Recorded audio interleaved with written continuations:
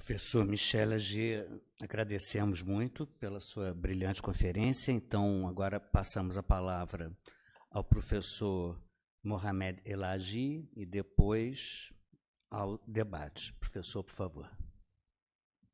Você quer usar isso? Não, eu acho que o Felipe está... Obrigado. Boa tarde a todos, a todas e a todos. Desculpa. Obrigado, boa tarde. Queria começar primeiro, evidentemente, agradecendo primeiro o gentil convite de Alain Bourdon e o Instituto Francês,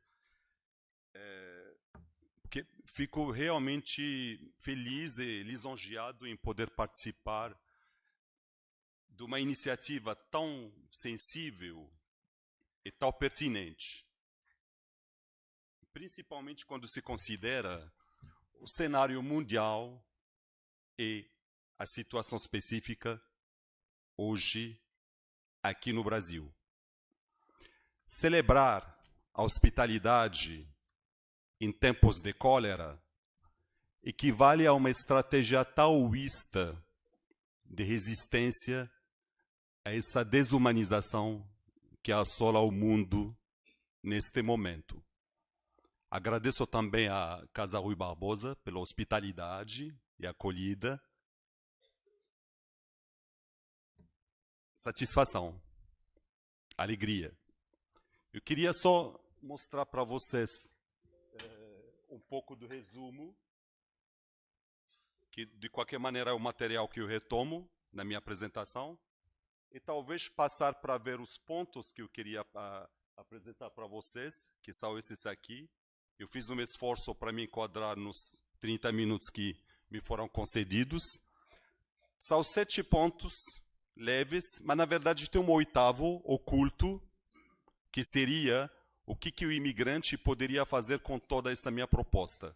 Mas isso fica a dica para eventuais perguntas no final. Eu posso também dizer, com muita satisfação também, que de alguma maneira me inscrevo na interpelação do Binotto sobre o ponto de vista do imigrante. Então, na verdade, eu queria justamente falar a partir desse lugar do imigrante, falar um pouco da minha experiência subjetiva, a partir de elementos teóricos, conceituais, que dizem respeito à língua, como ele também sugeriu a importância de falar da questão da língua, do discurso, da comunicação e outras coisas.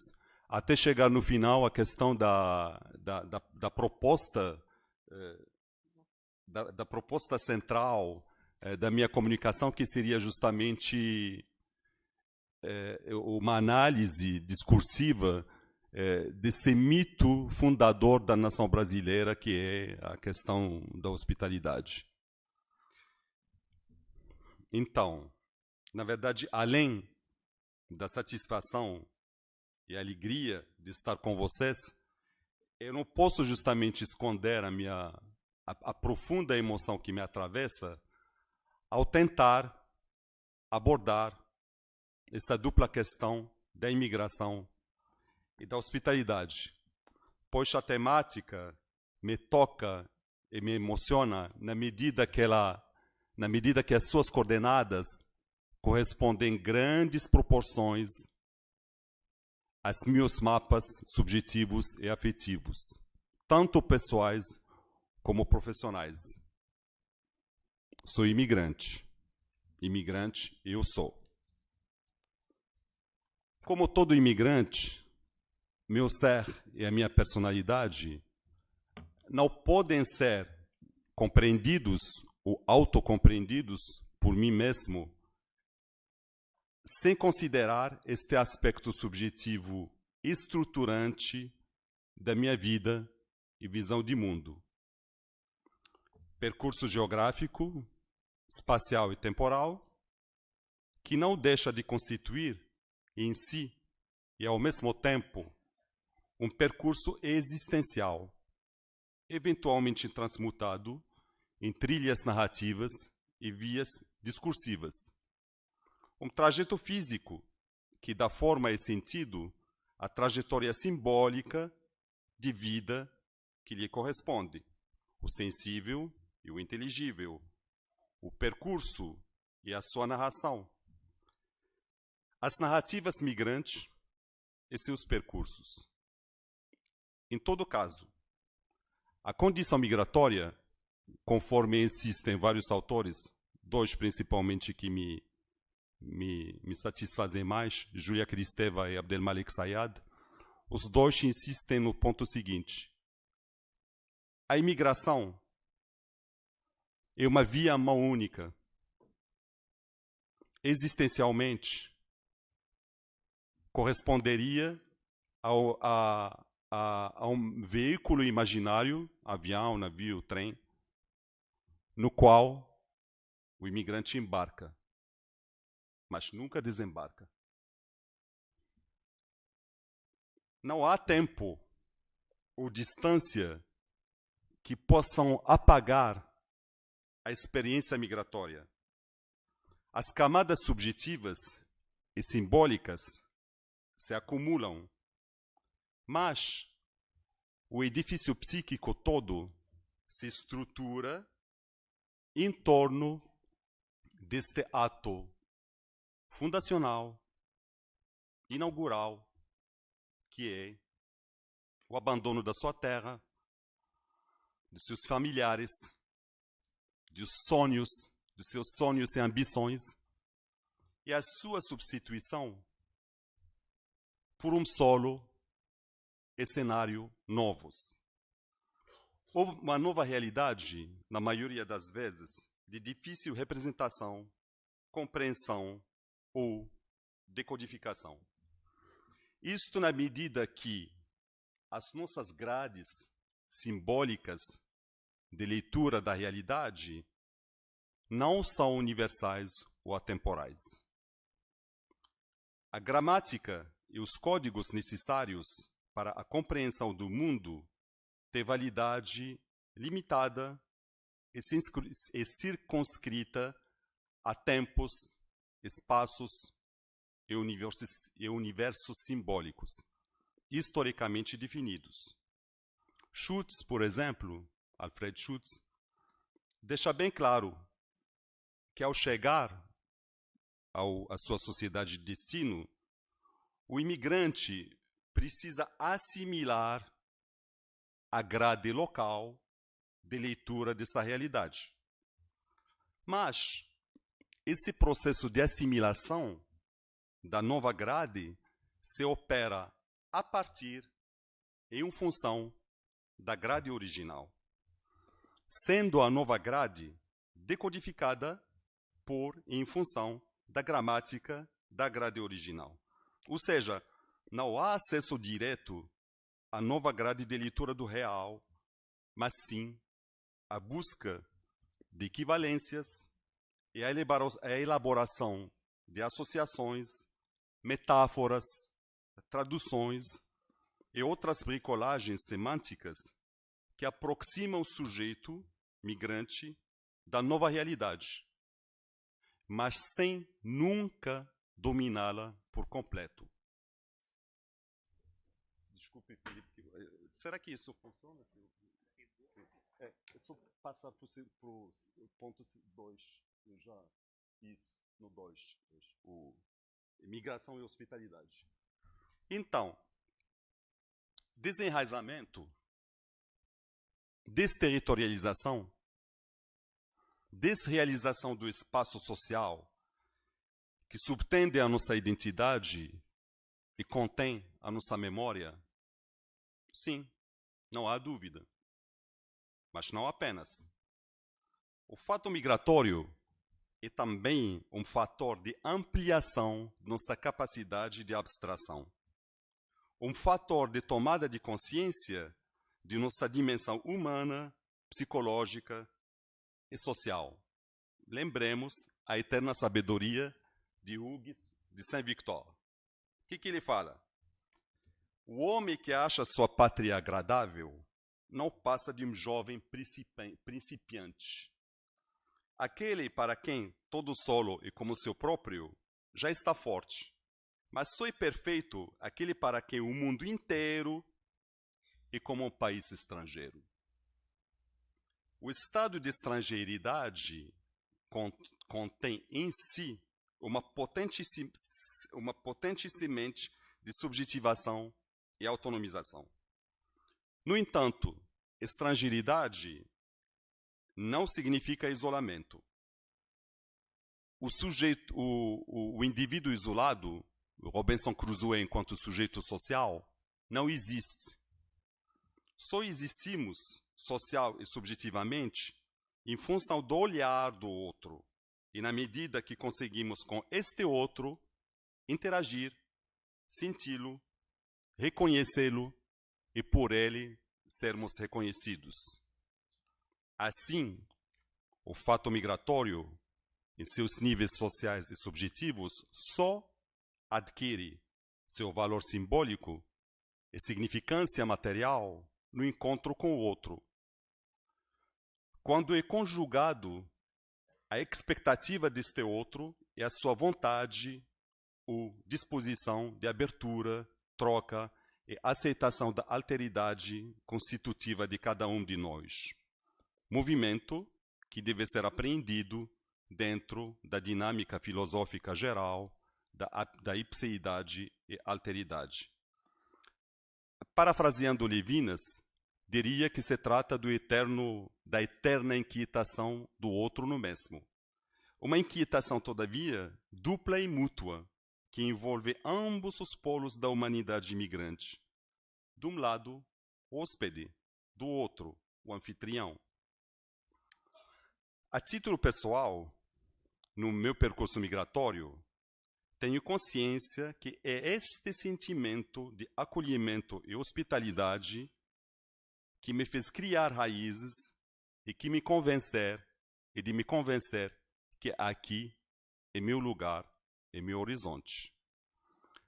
São várias formas de hospitalidade. Primeiro, evidentemente, as amizades e namoros. Aqueles encontros que definem as linhas e linhagens, nossas errâncias afetivas e dão forma e conteúdo a nossas pegadas existenciais. Segundo, a terra, sua cultura, seus hábitos, sua literatura, sua arte, sua culinária, sua caipirinha.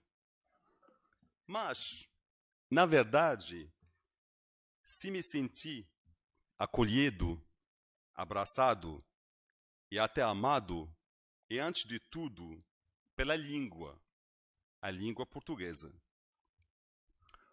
Conheci, me apaixonei e aprendi o português quando cheguei ao Rio de Janeiro. Lembro das primeiras palavras, das primeiras frases, sua sonoridade exótica, suas metáforas misteriosas, que hoje adquirem no meu ouvido interno um valor romântico, nostálgico e até poético. Interessante, no entanto, observar que logo que cheguei aqui no Rio de Janeiro, no Brasil, no Rio de Janeiro, meu reflexo foi logo procurar a Aliança Francesa.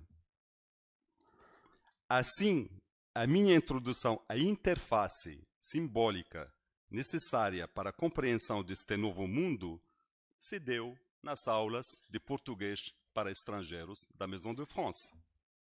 Eu, marroquino, berbere, francófono convicto, fui acolhido e amparado por esta instituição, que, aliás, sempre esteve presente na minha vida, para me inserir naquilo que virá a se tornar meu novo país. A francofonia que me leva à lusofonia.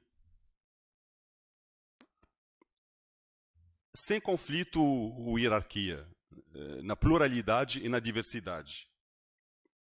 Como você sabe, a inserção ou integração do migrante se efetiva nos níveis sociais e societais. Mas seu motor e seu catalisador permanecem de ordem subjetiva e natureza afetiva. Assim, entre os planos sociais e subjetivos, a língua se revela potente e pregnante de infinitas potencialidades, sem limite. Todo um mundo novo a construir a partir de uma língua até então desconhecida. Relação ontológica do ser com a sua moradia, a língua, né, para não citar Heidegger. Não diria, todavia, que o português é minha pátria, como faz Fernando Pessoa. As camadas do berbere, darija, árabe e até o francês me aquecem o suficiente. Mas esta língua, a língua portuguesa, em sua variação tropical, úmida, doce e calorosa, com certeza me envolveu e abriu meus olhos carinhosamente sobre o mundo como nunca antes. E por isso que esse tema da imigração e da hospitalidade me toca de tão perto. Terceiro. Mas, se insisto em falar na primeira pessoa e salientar os aspectos subjetivos de minha relação com a temática migratória, é também em razão de minhas convicções teóricas e minha prática acadêmica enquanto pesquisador e estudioso do tema. Não se trata de autobiografia ou autoetnografia, mas antes de um exercício intelectual autorreflexivo que toma a própria experiência subjetiva do pesquisador como capital simbólico e ponto de partida para a apreensão do fenômeno objeto estudado. Kristeva, Todorov, Schutz, Appadurai, ou mais perto de nós, Flusser, são alguns exemplos do pensamento filosófico, sociológico ou antropológico que se deixa levar pela potência de sua subjetividade em vez de buscar apaziguar as suas inquietações próprias no formalismo frio e distante de certo objetivismo radical. É por isso que meu método favorito de entendimento da realidade migratória só pode ser da ordem do sensível, uma abordagem que se efetiva na aproximação amigável e escuta afetiva do sujeito objeto do estudo. Não há método melhor e mais eficiente que aquele que devolve a fala ao sujeito social e histórico.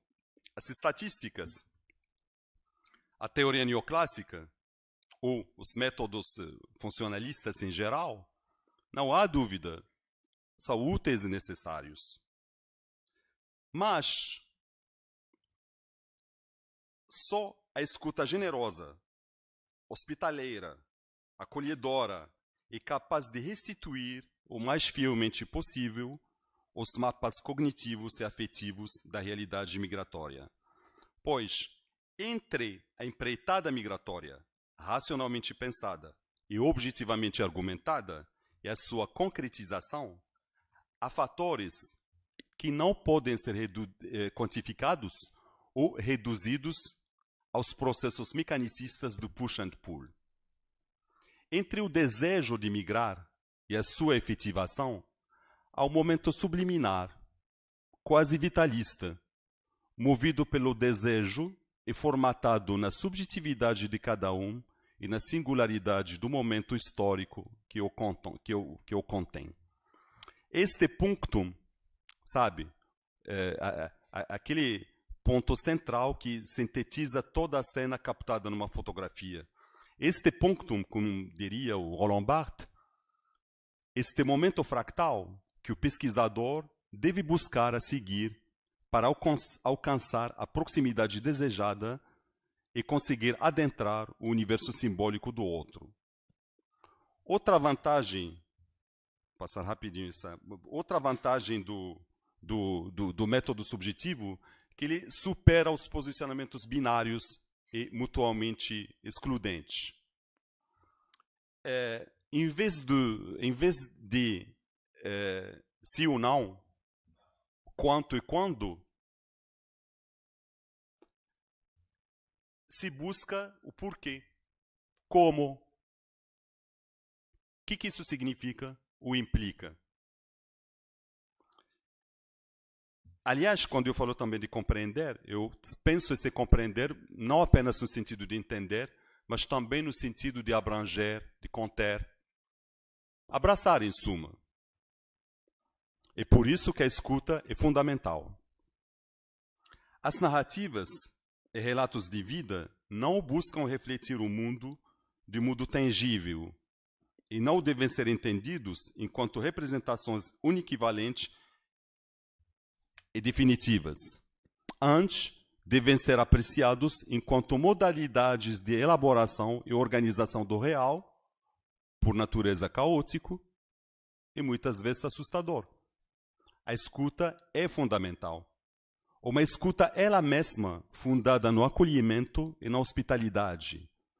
Um verdadeiro exercício de alteridade que equivale ao próprio exercício de alteridade contido no ato hospitaleiro e no gesto de acolhimento.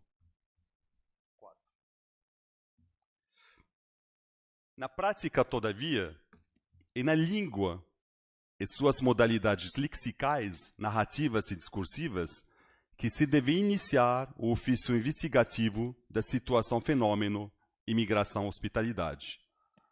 Pois já no nível formal da língua surpreende a densidade, genealogia e complexidade do campo semântico do conceito de hospitalidade. E não por menos. Se todas as culturas e civilizações humanas são atravessadas por mitos relacionados ao gesto hospitaleiro e componente do quadro ético e moral de suas sociedades, é porque a hospitalidade, enquanto prática social e subjetiva, é constitutiva e inerente ao próprio processo de hominização da espécie e sua decorrente evolução. Voltamos ao Kant, que o Agier já citou. Para Kant, por exemplo, ele relaciona seu projeto de cosmopolítica, ou cidadania cosmopolita, ao princípio universal, segundo ele, do direito de visita e dever de hospitalidade incondicional. Para Kant, a hospitalidade não se apresenta como ato de caridade, mas sim enquanto prerrogativa inalienável que implica no direito do estrangeiro a ser tratado de modo digno, amistoso e pacífico em toda parte do globo. 2.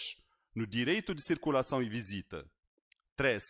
No direito de reivindicar seu pertencimento primário ao gênero humano naturalmente superior e anterior às suas identificações históricas, como de raça, língua, cultura ou credo. Fica entendido, nessa perspectiva, que toda violação desses direitos seria contrária ao direito natural. Como fica claro que a finalidade dessa filosofia hospitaleira é o alcance da tão desejada Constituição Universal, verdadeiramente cosmopolita. Por outro lado, tanto Scherer como Kristeva recorrem à experiência ateniense para afirmar que a ideia de democracia não pode ser separada do dever de hospitalidade, aceitação do outro e inclusão do estrangeiro no seio da comunidade e da polis. Não se trataria, segundo Scherer, de um simples traço antropológico que teria surgido em contextos históricos específicos, mas sim de uma dimensão subjetiva, constitutiva do próprio processo de hominização da espécie. Os humanos, segundo ele, são hoje o que eles são em função dessa prática hospitaleira. Não em algum sentido místico, ou menos ainda prático e material, mas sim enquanto fato social total, fundado na propensão humana ao dom, à troca e ao compartilhar, que subtendem todo o processo de subjetivação e estar junto da espécie.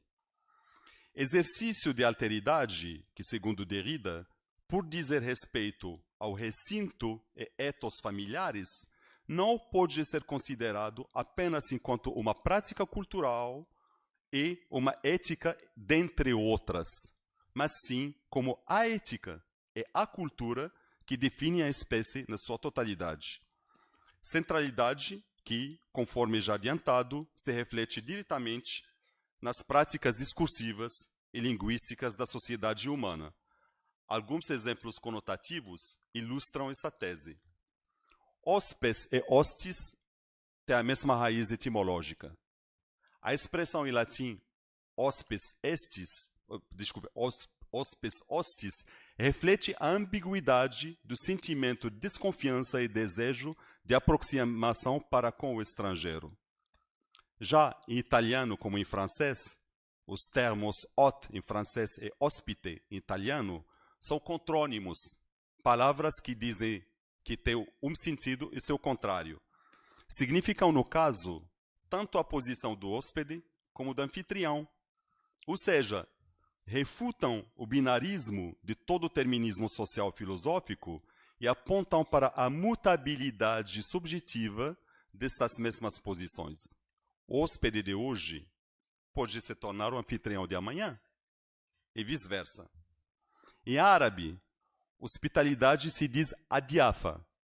Em português, alentejano e algarvio, a palavra adiafa permaneceu, significando recompensa, retribuição ou ainda a refeição oferecida aos trabalhadores depois de concluir a colheita. Portanto, como podem ver, há todo um trabalho de filologia, ou pelo menos de análise de discurso, a ser feito.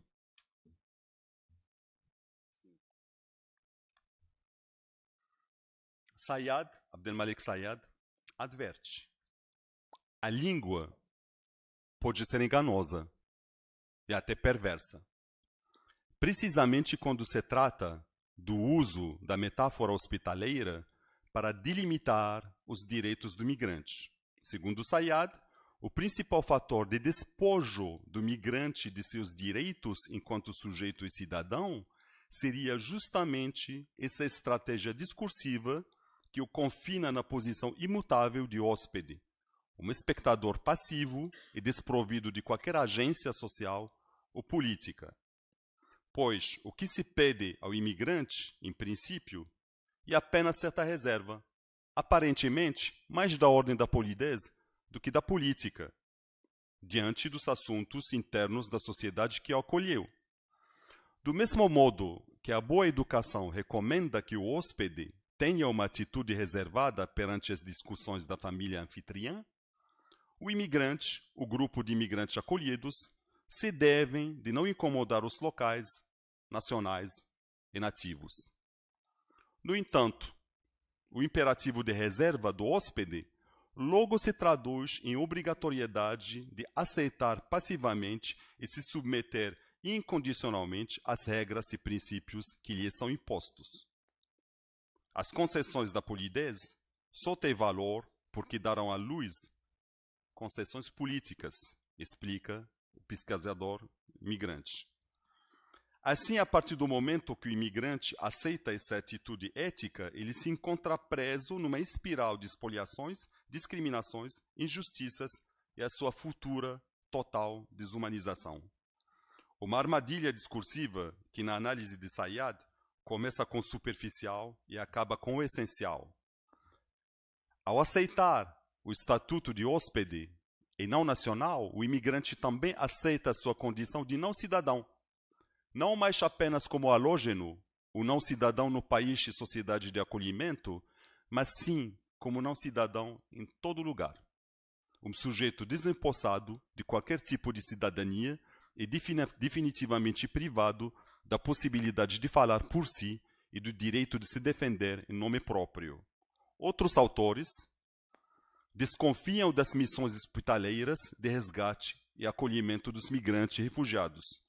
Segundo eles, o discurso parcial que louva o acolhimento sem denunciar a origem do problema não passaria do merchandising social destinado a humanizar a imagem das sociedades ocidentais e a amenizar o peso de sua culpa.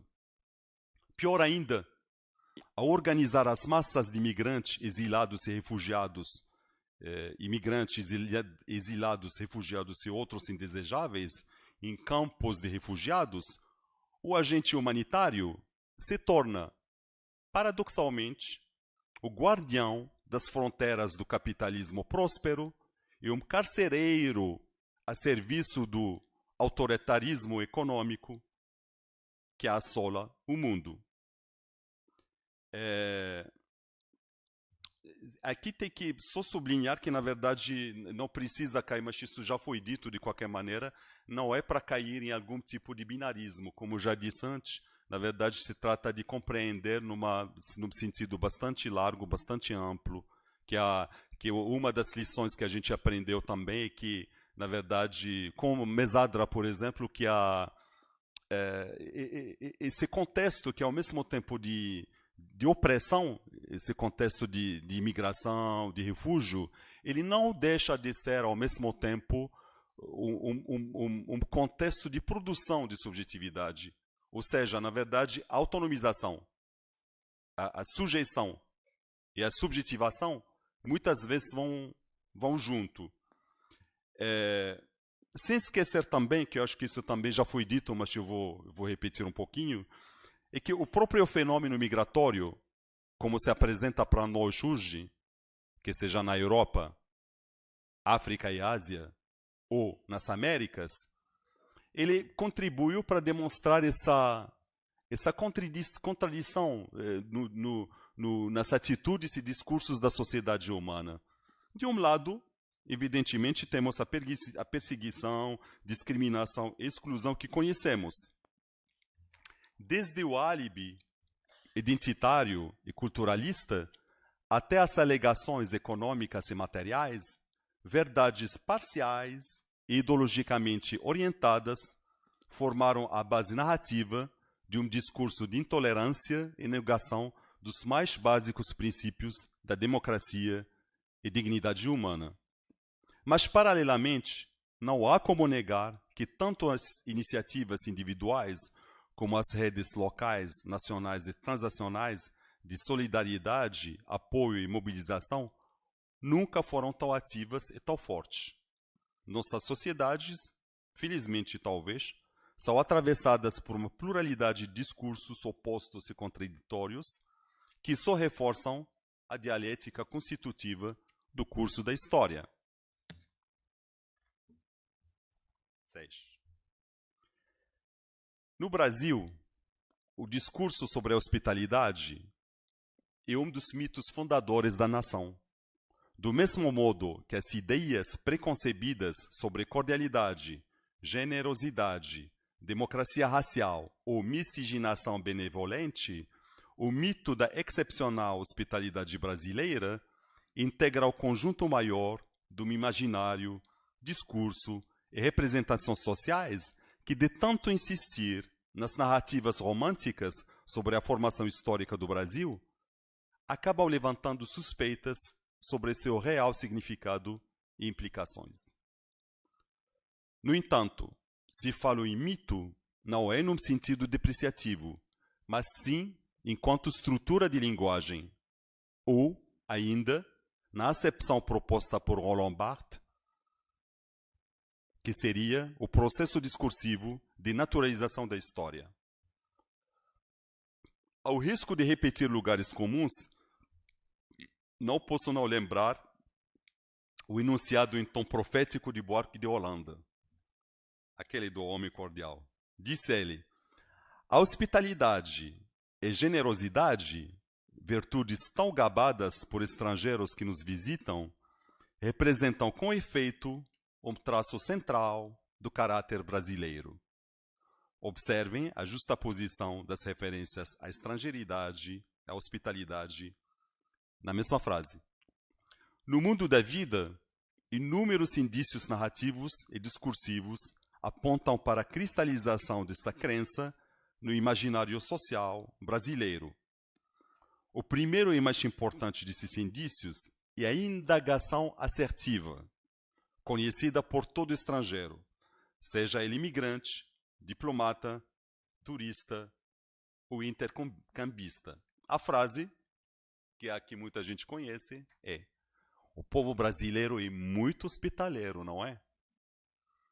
O enunciado claramente ufanista e provavelmente a sentença mais repetida e mais ouvida por estrangeiros durante a sua estadia no Brasil, mesmo que essa estadia fosse definitiva. Eu ouvi essa frase de novo, não estou mentindo, não estou exagerando, a semana passada. A minha mulher estava presente para testemunhar. A gente foi para o médico e a médica me perguntou, quando soube que não era brasileiro, ela disse exatamente a mesma coisa. Brasil, receber bem, né? Bom, não, eu reconheço, mas não apenas. Bom, isso que se trata de ver, justamente. Tanto no espaço social, como na arena midiática, o tópico pontua desde as conversas informais sobre nossos modos de sociabilidade, até o debate político relativo à questão migratória. Na maioria das vezes, o tópico em questão é estipulado enquanto constatação axiomática e evidência autocomprobatória. A interrogação afirmativa, com perdão pelo oxímoro, é tão veemente que há de se perguntar sobre seu teor psicológico e significado ideológico. Por que essa reificação de um hipotético hábito social, o traço cultural? Por que essa reiteração discursiva? Trata-se de uma iteração de natureza psicológica? Uma retórica tautológica com fins ideológicos? Em todo caso, partindo do postulado, Foucauldiano inclusive, da relação inexorável entre as práticas discursivas e seus correlatos sociais e políticos, há de se perguntar sobre a natureza justamente política dessa narrativa, de algum modo autopoética. Vale se perguntar, por exemplo, em que medida as instâncias de enunciação, vou terminar esse tópico então, para não deixar inacabado. Eu não vou falar do sétimo. Vale se perguntar em que medida as instâncias de enunciação dessas narrativas são constitutivas de esferas hegemônicas do poder, advogando o interesse próprio e deslegitimando qualquer veleidade de resistência ou reivindicação do mínimo de igualdade e justiça social.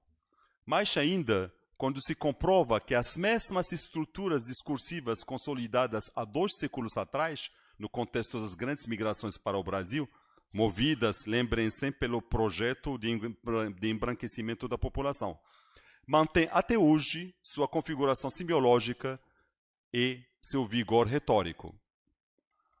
É o caso, por exemplo, quando a Secretaria de Assuntos Estratégicos se usa, em 2012, da ideia de uma hospitalidade seletiva ao sugerir que o Brasil deveria estender o tapete vermelho para os migrantes qualificados e barrar todos os outros. Será que precisa explicitar quem são os qualificados e quem são os outros? O último ponto que não vou apresentar para vocês, mas vou dar só uma síntese para entender de que se trata, que eu tive a oportunidade de dirigir uma tese de doutorado do Gustavo Barreto sobre 200 anos da representação da migração no Brasil. E o levantamento que a gente fez é que a questão da hospitalidade, aqui eu selecionei vários exemplos, mas não vou falar, não dá mais tempo, queria só finalizar com isto, que na verdade a conclusão mais interessante no trabalho que o termo hospitalidade no Brasil foi usado durante esses 200 anos, desde as primeiras migrações da grande onda de migrações para o Brasil, até hoje, até a chegada dos haitianos. Esse estudo não inclui a chegada dos venezuelanos. A hospitalidade, a ideia de hospitalidade é usada ou num sentido paternalista, ou num sentido também de condenação. Por exemplo, quando você tem um imigrante que não corresponde exatamente à expectativa, tem sempre o mesmo vocábulo que volta. Falta de gratidão ao país que tão hospitaleiramente lhe acolheu. E talvez o último ponto, só para fechar esse cenário todo, o mais curioso ainda, que no parlamento, desde a chegada dos primeiros imigrantes até até essa época da qual estou falando, sempre volta a ideia da hospitalidade como argumento jurídico, moral, como se estivesse na Constituição brasileira. Só que, evidentemente, essa ideia da hospitalidade se usa muito mais como um argumento de autoridade e uma retórica para passar um discurso determinado. E fica bem claro nessa análise toda, justamente, que quando se fala de hospitalidade, se fala de um tipo determinado de imigrante. Porque para todos os outros, o rigor da lei. Obrigado.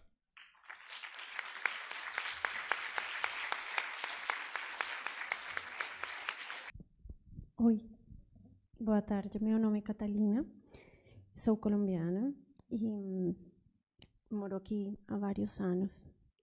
Aí a minha pergunta é para Moha, meu orientador. Você quer aproveitar a chance. Você falou que tem 8 pontos sua proposta, o escondido. O que o migrante poderia fazer com sua proposta?